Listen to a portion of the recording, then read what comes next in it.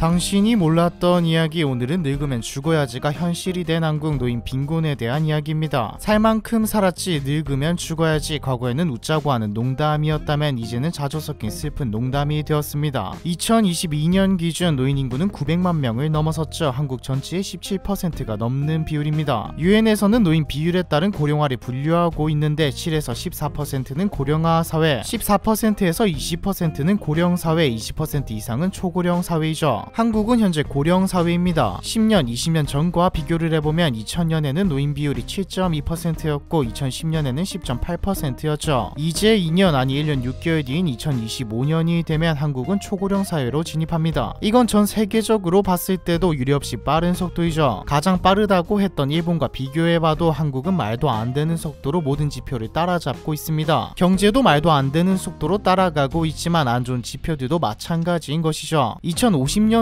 봤을 때 한국은 전 세계에서 가장 노인 비율이 높은 국가가 됩니다. 초저출산이 계속된다면 더 빠른 속도로 다가올 수도 있죠. 초저출산은 채널에서 한번 다루었던 내용이죠. 초고령화, 초저출산 이런 것도 문제이지만 큰 문제가 하나 더 있습니다. 바로 노인 빈곤이죠. 한국은 OECD에서 노인 빈곤율 압도적 1위 국가입니다. 노인 빈곤율 뿐만이 아니죠. 노인이 스스로 생을 마감하는 비율도 1위입니다. 아마 모르는 분들이 많으셨을 겁니다. 지금 우리가 사는 시대는 너무나도 빠르게 변하기도 하고 여러가지 이유로 세대 간의 차이와 갈등이 역사상 최고조라고 해도 될 정도이죠. 이건 한국만 그런 게 아닙니다. 일본, 중국, 한국, 미국 모든 국가가 마찬가지이죠. 갈등이 최고조인 반면 서로를 이해하려는 생각은 최저입니다. 그래서 노인 혐오라는 말도 적지 않게 찾아볼 수 있죠. 노인 혐오에 대해서는 따로 영상을 만들도록 하고 도대체 어느 정도이길래 OECD 1등을 먹었을까요? 노인들은 노후 대책 없이 생각 없이 살다가 늙어서 지금처럼 된 것일까요? 아니면 시대가 사회가 노인들의 빈곤으로 내모은 것일까요? 그럼 본격적으로 시작해볼까요? 한국은 자본주의 시장 경제 국가이죠. 사회 공동체 내에서 재화의 사적 소유권이 보장됩니다. 이 말은 언뜻 생각하면 가난이 개인의 책임이라는 것처럼 들리기도 합니다. 사실 아예 틀린 말은 아니죠. 확실히 개인의 능력과 상관이 없는 것은 아니니까요. 개인뿐만 아니라 개인의 주변 환경 그리고 부모도 많은 영향을 끼칩니다. 양분 없이 피는 꽃은 없으니까요. 만약 모든 것들 지능부터 체력까지 전부 같은 복지인간이 있다고 가정해보죠. 한 명은 똑똑하고 부유한 부모 밑에서 양질의 교육을 받으며 자랐고 한 명은 산속에서 교육도 제대로 못 받고 자란다면 둘의 인생은 완전 다를 겁니다. 좀 극단적이기는 하지만 환경은 엄청나게 많은 것을 좌우하죠. 그렇다면 지금 노인들은 교육을 제대로 못 받거나 안 좋은 가정에서 자랐거나 혹은 개개인의 능력이 떨어지기에 빈곤한 삶을 살고 있는 걸까요? 앞에서 압도적인 1위라는 말 기억나시나요? 2022년 OECD에서는 한국 경제 보고서를 발표했습니다. 65세 이상을 노인으로 보는데 OECD 국가의 평균 노인 빈곤율은 10%대인데 반해 한국의 경우 40에서 50% 수준입니다. 참고로 일본은 20% 수준이죠. 이마저도 76세를 넘어가면 50%를 훌쩍 뛰어넘는 수치가 나옵니다. 한국 노인의 절반 정도가 빈곤을 겪는다는 것인데 앞에서 말했던 개인의 능력이나 환경 때문이라기에는 너무 많은 숫자이죠. OECD에서는 건전하지만 노인과 청년이 힘든 나라라는 말을 내걸었습니다. 한국의 경제가 안 좋은 것도 아니죠. 지금 경기가 안 좋다